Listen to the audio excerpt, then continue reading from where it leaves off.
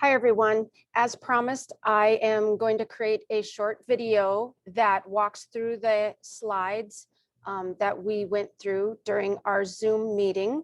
And just so we can make sure we're all on the same page. I know that some of you had some trouble seeing my screen before. So hopefully this will help you just kind of be reminded of what we talked about.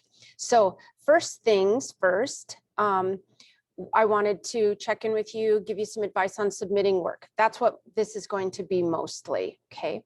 I put this little cartoon up on the screen because I thought it was kind of a nice way to add levity to the information that I'm going to be giving you, which is I need to see college level work when you're turning in your assignments. And I love this little boy standing up here that says, so in conclusion, I would like to say that although I haven't actually read the book, I still found it a fascinating and enriching experience. The reason that I put this cartoon up here is I just wanted you to know that as you become a teacher, you're going to be able to tell which students have actually read assignments or done their work and which ones have not.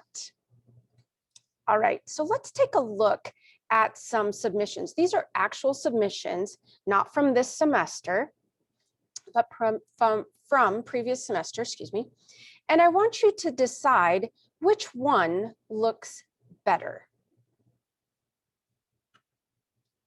If you chose the one on the left, you're correct. Notice that the one on the left clearly marks the three main topics that are being covered in the assignment submission.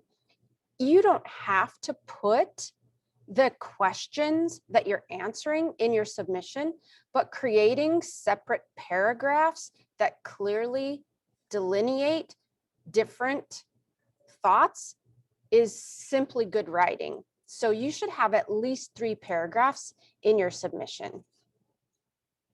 Let's look at this one. Which one looks better?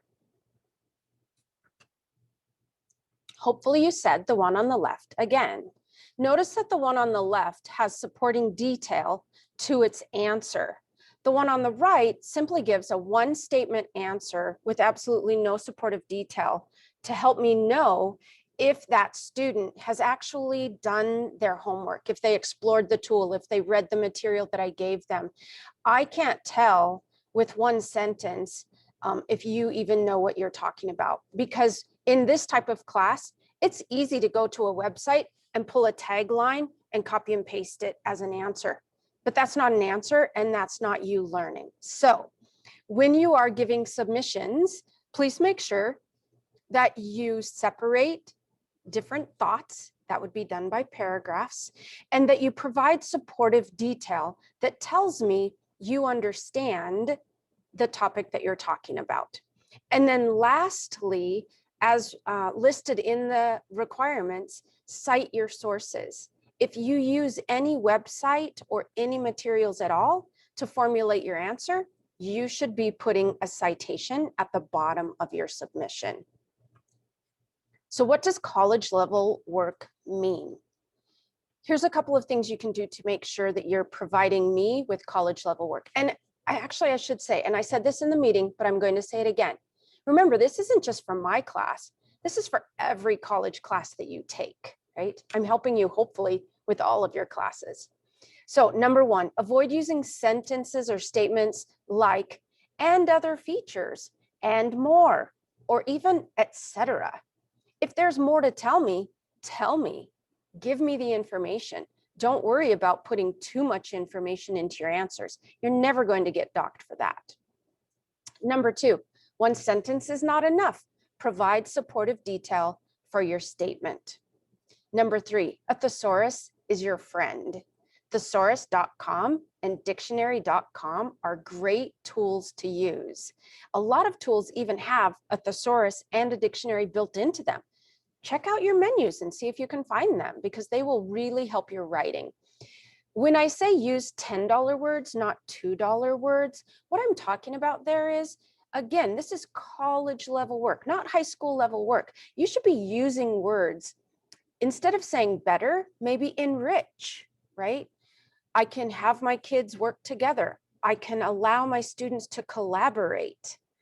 It sounds so much better and more intelligent when you use larger words in your writing. So thesaurus.com, dictionary.com. Number 4, I wrote this kind of in jest. It says, no texting language, I know it's hard. So there's 2 things there. There's no punctuation, and at the start of a sentence, or the letter I should always be capitalized.